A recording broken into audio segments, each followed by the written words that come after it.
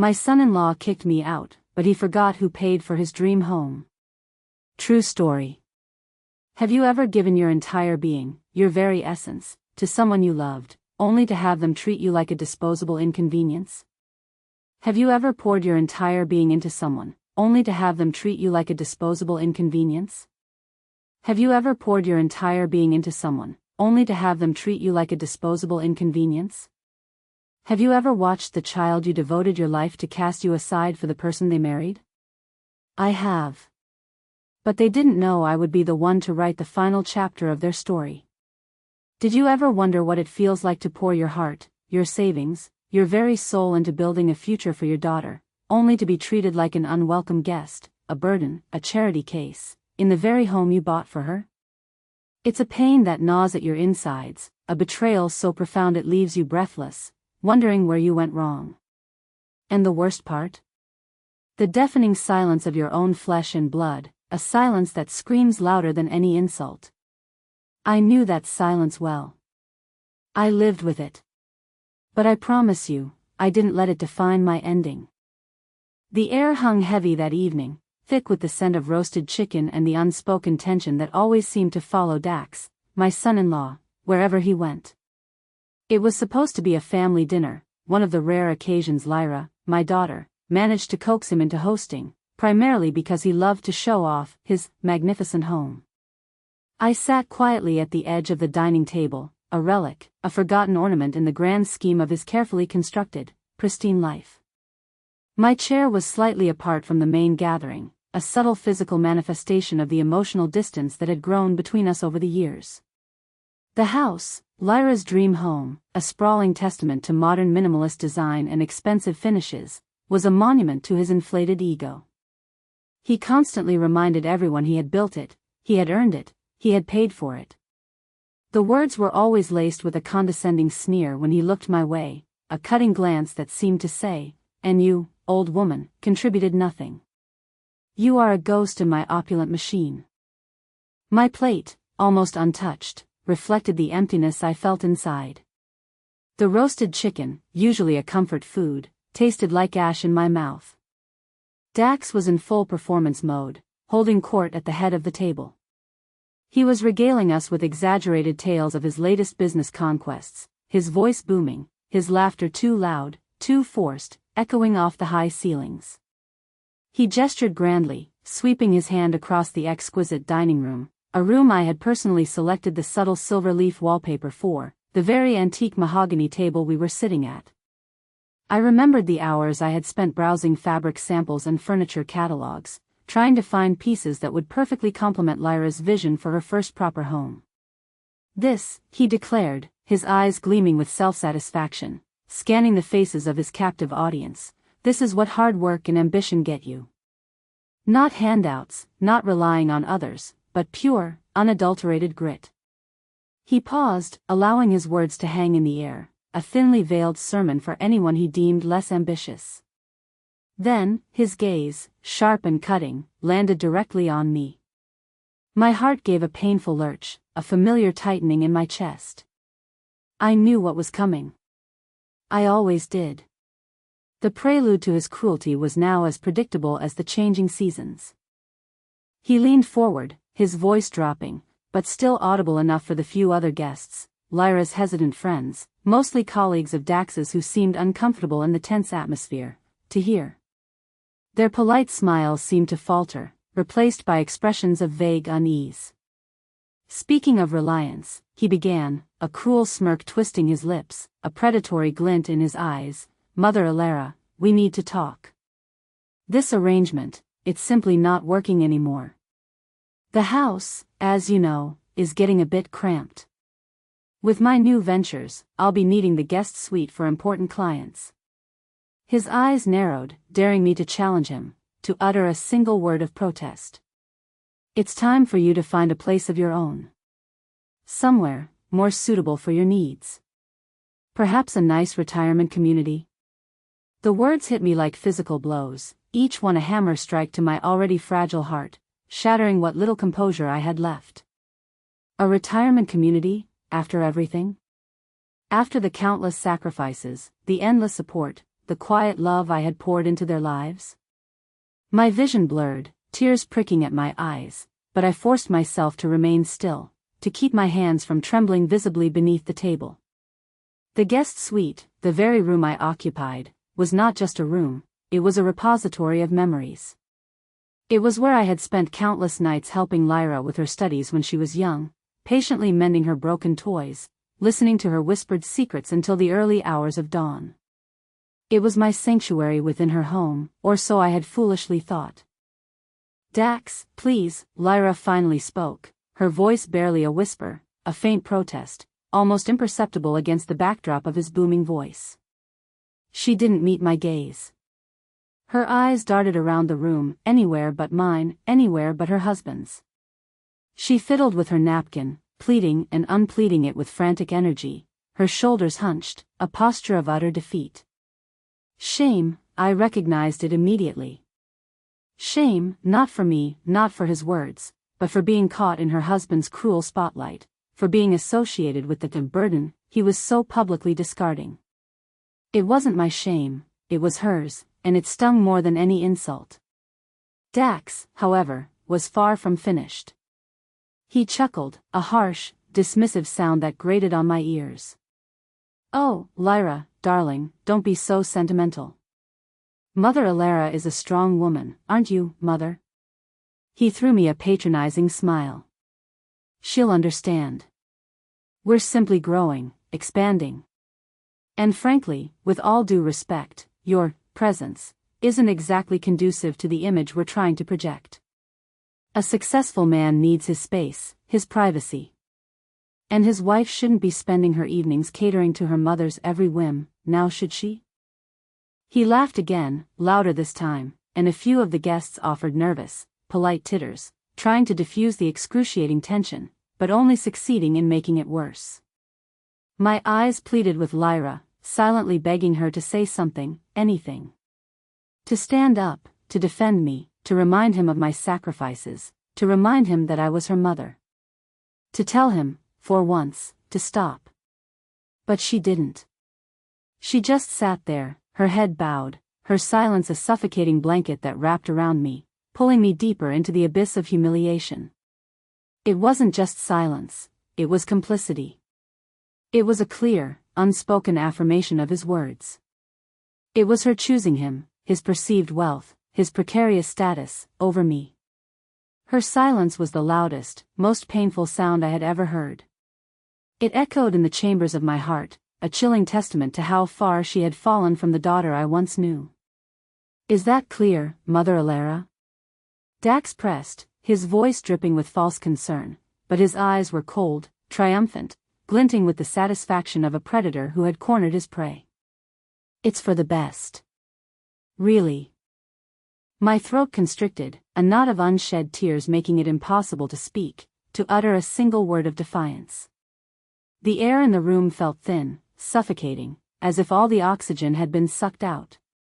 I nodded, a tiny, almost imperceptible movement, a silent admission of defeat, at least in that moment. My pride, my dignity, my heart, all shattered into a million pieces at my daughter's feet, fragments of a lifetime's love scattered on the polished floor. But as I sat there, observing the wreckage of my emotions, a strange calm descended upon me. The calm that comes when you realize you have nothing left to lose, when the pain becomes so immense it transcends into a chilling numbness. The calm that precedes a storm. He wanted me out. He wanted his space. He wanted to project an image. Fine. But he had no idea whose image he was about to shatter, whose world was about to be turned upside down. And you think this was the first time? Oh, if only. If only that evening had been an isolated incident, a rare lapse in judgment, a momentary cruelty born of a bad day. But it wasn't. It was the culmination of years, decades even, of subtle slights, of barbed comments, of a slow, insidious erosion of my worth in their eyes. You see, Dax had a way of making you feel small, insignificant, even when he was ostensibly being polite. His compliments were always backhanded, his kindness laced with condescension, a thin veneer over a core of pure self-interest. He was a master manipulator, a puppeteer, and Lyra, my sweet, once caring daughter, had become his most devoted marionette, her strings pulled by his relentless ambition and his relentless pursuit of status. It started subtly, as these things often do, like a slow poison seeping into the foundations of my family. When Lyra and Dax first married, he was charming, almost overly so. He'd bring me flowers, cheap bouquets from the supermarket, but I thought the gesture sweet. He'd offer to help around my old, much smaller house, though his help usually consisted of standing by while I did the heavy lifting. I thought, naively, that he truly cared for Lyra, and by extension, for me. He spoke of building a grand future, of protecting Lyra, of giving her everything she deserved. My late husband, Arthur, had been a quiet, unassuming man, but his love was steadfast and true. Dax, with his flashy gestures and grand pronouncements, seemed like the opposite, a whirlwind of energy. Lyra, who had always been a little too trusting, a little too eager for grand romance, was swept off her feet. I remember Arthur, in his gentle way, trying to speak to her. "Lyra, darling," he'd said one evening, "Dax is loud. And very focused on money. Make sure his heart is as big as his ambition." Lyra had just laughed, dismissing his concerns. "Oh, Daddy, you're just old-fashioned. He's a go-getter." Arthur had just sighed, a deep, knowing sigh that I now understood perfectly. But as Dax's career took off, as the money flowed in, a different man emerged. The polite smiles became forced. The casual remarks turned into thinly veiled criticisms about my simple life, my old-fashioned ways, my modest home. He began to comment on everything, from my sensible shoes to my preference for classic literature over his preferred business thrillers. I remember one Christmas, just a few years after they moved into the house I had secretly funded, mind you. I had spent days knitting Lyra a beautiful, intricate scarf, her favorite shade of soft lavender. My fingers ached from the delicate lace pattern, but my heart was full of joy, imagining her wearing it. I presented it to her with a beaming smile, watching her eyes light up for a fleeting second. Dax, however, snatched it from her hand before she could even truly appreciate it, his lip curling in a familiar sneer. "Oh, Mother Alara," he chuckled, shaking his head with an air of mock pity. "Still with the homemade crafts, I see. Lyra, darling, we talked about this. We really should get you something more fitting. Perhaps a designer scarf next year, hmm?" He'd then draped it over the back of a chair, as if it were a rag. Lyra, instead of defending my effort, simply blushed, mumbling something about it being sweet. Sweet. It felt like a slap, a cold, wet cloth pressed against my soul. My daughter didn't even look at me. She just nodded, her eyes fixed on Dax, desperate for his approval, for a crumb of his attention. That was the first crack in my heart, the first clear sign that she was slipping away. Then there were the help requests. I was always happy to help, mind you. I loved being useful, feeling needed, especially by my daughter. But help slowly morphed into an expectation, then a demand, then an outright imposition. "Mother, can you just run to the dry cleaners for us? My assistant is swamped with a crucial presentation." Or, "Mother, the caterers canceled for the party, could you just whip something up? Nothing fancy, just enough for 30 people. Just some appetizers and a main course, really." They made it sound so simple, as if I had a professional kitchen and a team of sous chefs. "Mother, Lyra's not feeling well today, could you take care of the gardening? The lawn mower is in the shed." I became their personal assistant, their unpaid housekeeper, their on-call chef. My days were filled with their errands, their chores, their demands. And never once, not once, did I hear a genuine thank you, a heartfelt expression of gratitude. It was always followed by another request, another chore, another reminder of my utility, my status as a convenience rather than a valued family member. I was there to serve, not to be loved. I remember one particular afternoon, Lyra was hosting a book club, a new attempt to cultivate a more intellectual image, I suspected. I had spent hours baking her famous lemon drizzle cake. It was a recipe passed down from my grandmother, a family favorite, always requested at gatherings. The aroma of lemon zest and sweet glaze filled my small kitchen while I worked, filling me with a quiet joy. When I brought it out, beaming with pride, carrying it on my best porcelain platter, Dax walked in from his study. He glanced at it, his eyes dismissive, and then waved his hand with a theatrical sigh. "Oh, is that all, Mother Alara? I thought Lyra said you were making something substantial. We have important guests, don't we?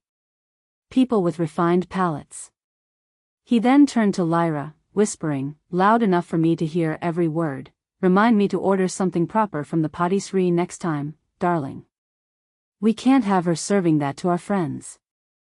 Lyra just shrugged, a fleeting look of discomfort on her face, but she said nothing, offered no defense. She didn't even offer me a slice, or ask me to stay.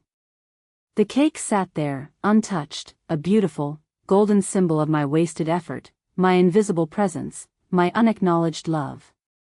I watched it sit, growing stale, until one of the book club ladies, perhaps out of politeness or genuine hunger, finally took a piece. The worst part wasn't just their direct disrespect, it was the way Lyra changed. She used to call me every day, share her dreams, her worries, her smallest triumphs. We were inseparable, a true mother-daughter bond. After marrying Dax, the calls became fewer, shorter, always rushed. When I visited, she was often distracted, constantly on her phone, or deferring to Dax's every whim, her attention always pulled away from me. If I tried to talk to her about my feelings, about how I felt sidelined, overlooked, she'd become defensive, almost agitated. "Oh, Mother, you're being dramatic. Dax loves you, he's just busy. You know how ambitious he is, how much pressure he's under." Or, with a saccharine tone, "You just don't understand modern relationships, Mother. We're partners, we make decisions together." Which, of course, meant Dax made the decisions, and Lyra nodded along, her own opinions seemingly dissolved into his. She stopped confiding in me entirely. My advice, once sought after, valued, cherished, became an irritant, something to be brushed aside. I was no longer her wise mother, I was an outdated relic, a reminder of a past she seemed eager to forget, a past that didn't fit into Dax's polished, modern narrative. My presence in their home became an inconvenience, an obstacle to their carefully curated image. I overheard Dax once, talking on the phone in the hallway, oblivious to my presence just around the corner, reaching for a book. "Honestly, George, it's a nightmare. Lyra's mother is here again. Just constantly underfoot. It's like having an extra child, but one who pays no rent and expects 5-star service." My blood ran cold, a chill that seeped into my very bones. An extra child, after all I'd done? After dedicating my entire life to her, to them? But what truly twisted the knife was the way Lyra would subtly, almost imperceptibly, agree with him. She wouldn't challenge him, not really. She'd laugh at his jokes that were clearly at my expense, a nervous, high-pitched giggle. She'd nod when he dismissed my opinions, her eyes cast down. She'd make excuses for his appalling behavior, always attributing it to stress or ambition. Slowly, painstakingly, my daughter had become a stranger, a woman I barely recognized, her spirit chipped away by a man who valued image and money above all else. And I, her mother, was just another piece of furniture in his grand, carefully curated life, a piece he now wanted to discard, to replace with something newer, shinier, more impressive. But they didn't know about the final secret my late husband, Arthur, left me, a secret that had been gathering dust in a forgotten safe deposit box for years. Arthur, bless his wise soul, had seen Dax for exactly what he was from the very beginning. He'd warned Lyra, gently, lovingly, but Lyra had been too blinded by Dax's superficial charm and grandiose promises of grandeur and security. Arthur knew. He knew that one day, Dax's arrogance would grow boundless, and Lyra's loyalty might waver under the weight of his influence. He also knew my generous heart, my tendency to give without expecting anything in return, even when it hurt me, even when it left me vulnerable. "Elara," he'd often said, "your heart is a bottomless well, but some people will drain it dry if you let them." When we decided to help Lyra and Dax buy their dream home, the conversation had been long and difficult. Lyra was desperate for this particular house, obsessed with its location and prestige. Dax, naturally, wanted it even more, seeing it as the ultimate symbol of his rising status. But they were struggling to secure a mortgage for the exorbitant sum, despite Dax's boasts of wealth. It wasn't just a simple gift from us. It was an investment. An investment in Lyra's happiness, yes, but also a safeguard, a protective measure against the very scenario that was now unfolding. Arthur, ever the shrewd businessman, the quiet protector, had insisted on certain precautions. He had always believed in protecting those he loved, and that included protecting me from my own boundless generosity, and Lyra from her own naivety.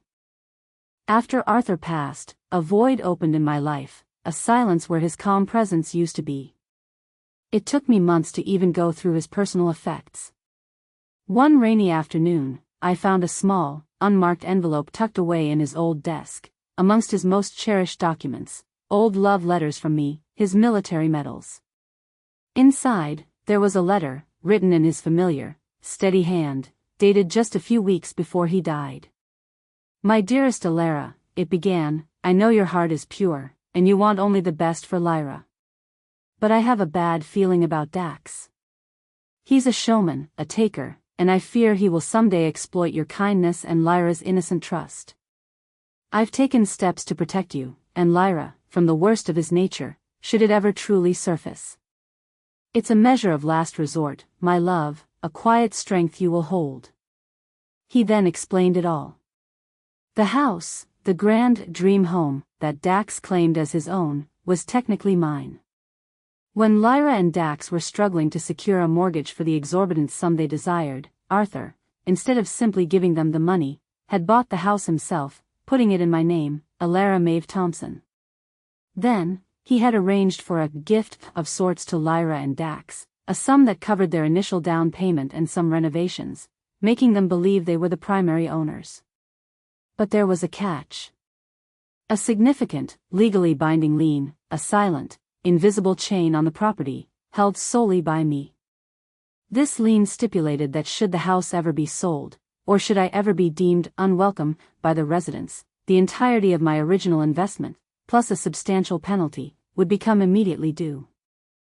The deed to the house, naming me as the sole owner, was in that same safe deposit box.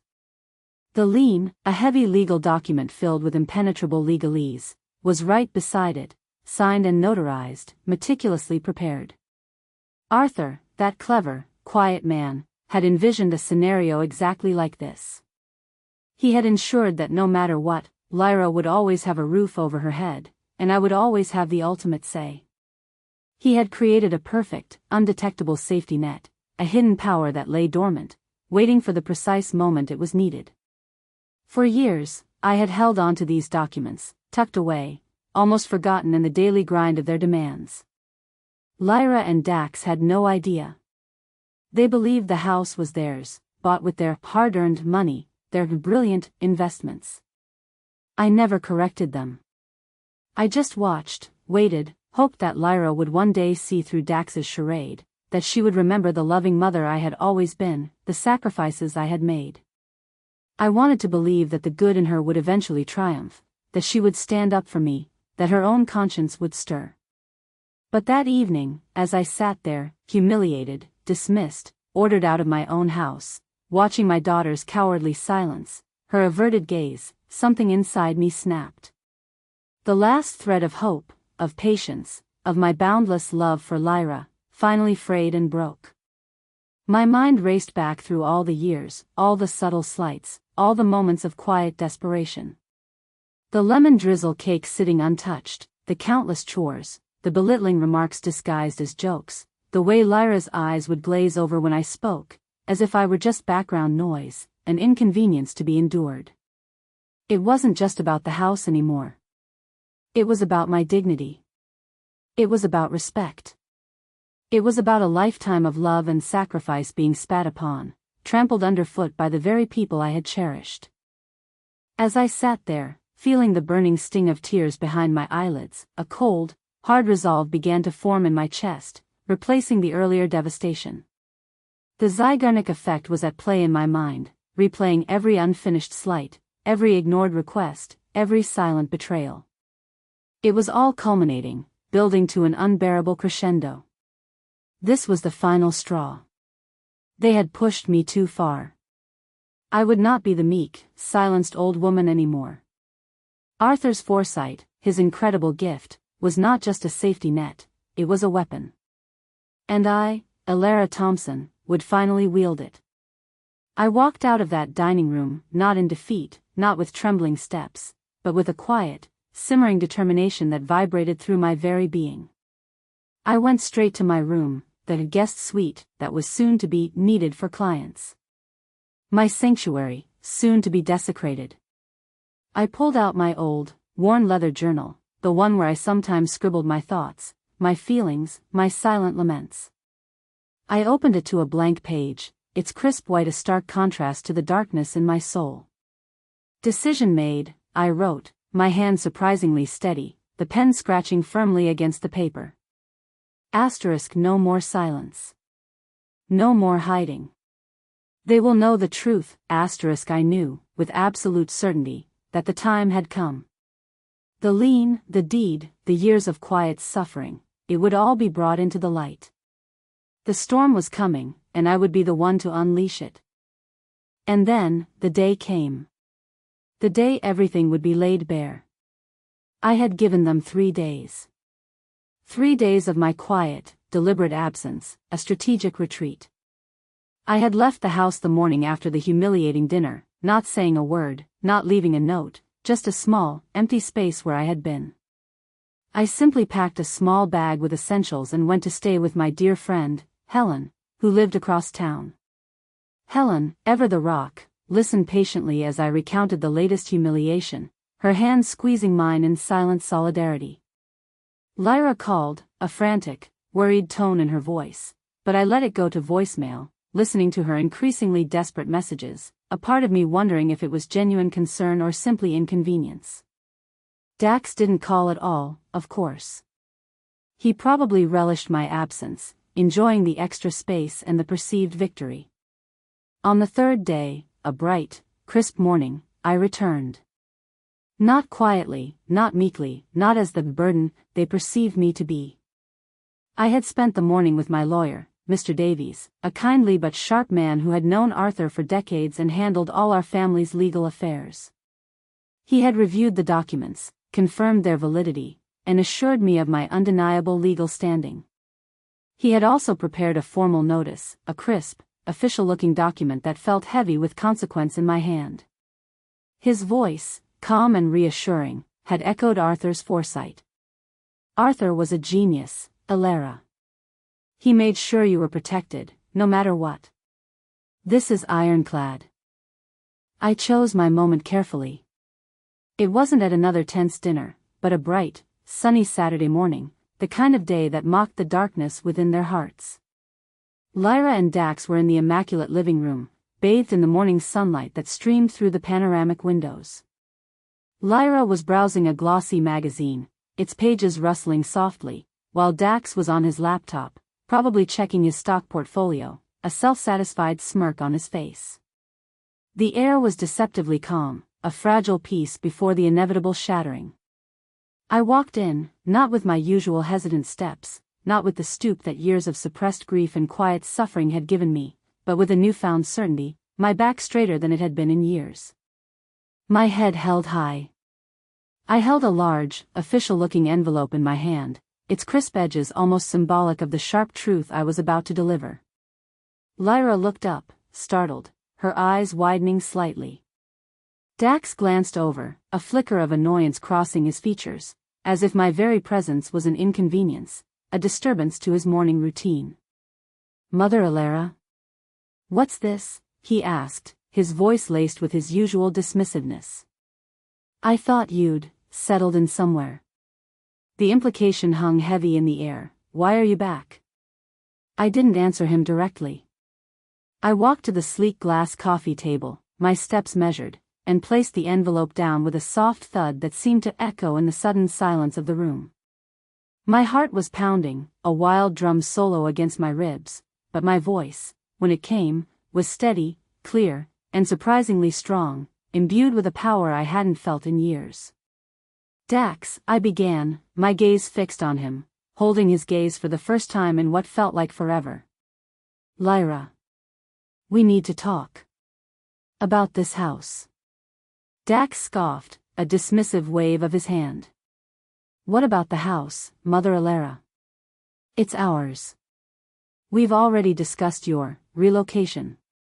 You agreed, if I recall. He even offered a smug little smile. Oh, have you? I raised an eyebrow, a gesture Arthur used to tease me about, a flash of my old self. Because I believe there's been a significant misunderstanding. A rather costly one, at that. Lyra shifted uncomfortably, her eyes darting between Dax and me, sensing the profound shift in the atmosphere, the sudden weight in my voice. Mom? What are you talking about? Her voice was a fragile whisper, laced with confusion and a hint of dawning dread. I picked up the envelope and pulled out the first document, a certified copy of the deed, its official stamps clearly visible. This, I said, holding it up for them to see, is the deed to this house.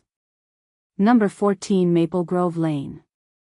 I placed it gently on the table, pushing it towards them. As you can see, the owner listed here is Alara Maeve Thompson. That's me. Dax scoffed again, a dismissive sound, a wave of his hand already in motion. Nonsense. That's a forgery. We bought this house. My money built this empire. He leaned forward, his eyes narrowing in contempt, snatching the deed from the table. He scanned it, his face slowly draining of color, the triumphant smirk vanishing, replaced by a look of bewildered shock, then rising fury as he read my name, clearly printed. His jaw tightened, a muscle jumping in his cheek. This is impossible. This can't be real. Oh, it's very real, Dax, I said, my voice calm, almost serene, a stark contrast to his rising panic. My late husband, Arthur, purchased this house outright years ago, when you two were struggling to even qualify for a loan. He had it put in my name. You see, he was a very wise man. He always believed in having a contingency plan, a way to protect his family. I paused, letting that sink in, watching the realization dawn on his face like a grotesque sunrise. Lyra, meanwhile, had picked up the deed, her hands trembling as she read my name. Mom? What is this? I don't understand. You said you helped us with the down payment. Her voice was choked, a fragile whisper, laced with confusion and a hint of dawning dread. The past decade of her life, her entire reality, was crumbling before her eyes. I did, darling, I said, my gaze softening slightly when I looked at my daughter, even though the pain of her silence, her complicity, still festered within me. I helped you with the down payment for your portion of the house. Arthur and I wanted to ensure you had a beautiful home. But he also wanted to ensure I had control, should something untoward ever happen. Should I ever be discarded? My voice held a slight tremor on the last word, but I quickly regained my composure. Then I pulled out the second document, the heavy one, filled with dense legal text. And this, I continued, holding up the lien document, allowing its weight to underscore its significance, is a significant lien on the property. It stipulates that if the owner, me, is ever deemed unwelcome or ordered to leave the premises, the original investment, plus substantial penalties and interest, becomes immediately due. All of it.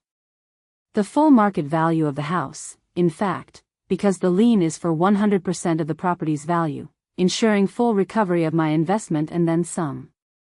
Dax gasped, a guttural sound, as if he'd been punched in the gut, the air leaving his lungs in a sudden whoosh. He snatched the lean document, his eyes frantically scanning the legalese, his face a mask of disbelief, then horror. His carefully constructed world was collapsing. This is a joke. A cruel, pathetic old woman's joke. You can't do this. I'll sue you for fraud. Oh, but I can, Dax, I stated, my voice firm, unwavering. Mr. Davies, my lawyer, has already confirmed it. And he has prepared the formal notice of eviction, which he will be delivering to you personally on Monday morning. You have 30 days to vacate my property. Or, of course, you can pay the full lien amount. Which, as you know, is significantly more than you believed you owned in equity, or indeed, could ever possibly afford. I watched his eyes, the triumphant light in them dimming, the self-assured swagger crumbling into dust. The reality was sinking in, cold and hard. He had no control. No power. The house, his symbol of success, his grand empire, was a mirage, built on a foundation of sand and my husband's shrewd foresight. Lyra, on the other hand, looked utterly devastated. Her face crumpled, not in anger, but in profound regret, a dawning horror at the years she had spent in willful ignorance. Mom, you bought the house? All this time? Her voice was choked with tears, a desperate, broken sound. And you let him treat you like that? You let us, treat you like that? Her eyes finally met mine, and in them, I saw shame, sorrow, and a glimmer of understanding, a true, raw emotion I hadn't seen in years. The silence, the complicity, the years of ignoring my pain, it was all crashing down on her, a tsunami of guilt. Dax, meanwhile, was sputtering, his face red with rage and humiliation. This is blackmail. This is fraudulent. I'll sue. I'll fight this in court. You'll regret this, old woman. I simply smiled, a small, knowing smile that didn't quite reach my eyes. You can try, Dax. But Mr. Davies assures me, the documents are watertight. Arthur was thorough. And should you choose to fight, I assure you, it will be a very public, very costly battle. One that will expose a great many things about your character, your financial dealings, and your supposed empire. Perhaps your clients wouldn't be so impressed then, I watched the subtle tremor that went through him, the flicker of fear in his eyes. His mouth snapped shut, the fight leaving his eyes, replaced by a chilling blend of fear and utter defeat. He looked around the opulent living room, the one he had so proudly claimed, the one he had used as a stage to humiliate me. Now, it was just a cage, and I, the meek old woman he had dismissed, held the key. He had ordered me out of his house. But it was never his. It was mine. And now, he was the one being ordered out. The silence in the room was now his, a heavy, crushing silence of utter defeat, a silence far more deafening than any I had endured. So where is my son-in-law who ordered me out of his house now, you ask? Oh, Dax's epic downfall was quite spectacular, if I do say so myself. The legal battle, though short-lived because his lawyer quickly realized he had no leg to stand on, was indeed costly. He tried every trick in the book, claimed fraud, coercion, undue influence, anything to save face and delay the inevitable, but my documents were meticulously prepared by Arthur, years ago, anticipating every possible loophole. The truth came out, not just about the house, but about the true nature of his wealth. It turned out a lot of his investments were based on appearances, borrowed money, and a network of equally shallow, image-obsessed acquaintances, not the solid foundation he always claimed. The public humiliation, the sudden loss of his prized possession, shattered his carefully constructed image beyond repair. Clients started to pull out their investments. Deals fell through, one after another. His empire crumbled faster than a stale biscuit, revealing its hollowness. He ended up having to sell what little real assets he genuinely owned, moving into a tiny, rented apartment in a less than desirable part of town, his arrogant swagger replaced by a perpetually defeated slump. He's still trying to rebuild, I hear, still trying to project an air of success, but the luster is gone. His name is now synonymous with the man who lost his house to his mother-in-law. A delicious irony, wouldn't you say? Justice, sometimes, has a wonderful sense of humor. And Lyra? My daughter, that's a more complicated story, etched with pain and the slow, arduous process of healing. The initial shock for her was immense, followed by a period of profound guilt and sorrow that seemed to consume her. She saw Dax for who he truly was, stripped of his perceived wealth and power, revealed as a manipulative, insecure shell. She saw his true colors, and more painfully, she saw her own complicity, her own weakness in allowing him to dictate her life and her relationships. She moved out of the house with him, of course, as was legally required. For a time, she was lost, adrift, struggling to find her footing in a world that no longer revolved around Dax's demands. But the process of losing everything, of seeing her husband's true nature, of realizing how much she had sacrificed for his approval, for a superficial life, broke something in her, but it also started to heal her. She reached out to me, hesitantly at first, a text message, then a short phone call, then with a flood of tears and apologies, truly heartfelt this time. She admitted she had been blinded, manipulated, ashamed of her own silence and inaction. She begged for my forgiveness, not just with words, but with a palpable remorse that was finally genuine. It wasn't easy to forgive her, not entirely. The sting of her silence still remains, a faint scar on my heart, a reminder of the depth of the betrayal. But she is my daughter, my flesh and blood, and I had done this, in part, to shake her awake, to free her from Dax's suffocating influence, to help her rediscover her true self. We are slowly rebuilding our relationship, one fragile step at a time, like mending a broken vase. She's working again, for the first time in years, doing something she truly enjoys, something creative, not something Dax approved of or deemed profitable. She's rediscovering herself, the kind, compassionate, strong woman she used to be before Dax systematically chipped away at her spirit. She's not completely free of Dax, they share a child, a beautiful little girl who reminds me so much of Lyra when she was young, but she's certainly free of his control, his toxic grip. And for that, I am eternally grateful. As for me, I reclaimed my power, my peace, my quiet dignity. I still live in the house. My house. But it feels different now. It's no longer a place of quiet suffering, a stage for someone else's vanity, but a sanctuary, a testament to my resilience, Arthur's wisdom, and my own newfound strength. I've redecorated parts of it, making it truly my home, without any of Dax's gaudy influences or ostentatious displays. I host gatherings now, not out of obligation or social maneuvering, but out of genuine joy, with people who truly value my company, my stories, my presence. The quiet old woman who was once a burden, a forgotten ornament, is gone. In her place stands a woman who learned the hard way that sometimes, the kindest thing you can do for yourself, and even for those you love, is to stand firm, to reclaim what is yours, and to teach a much-needed lesson. So, the lesson? Never test anyone's patience to its limits. Never assume you know the full story, or that the quietest person in the room is without power.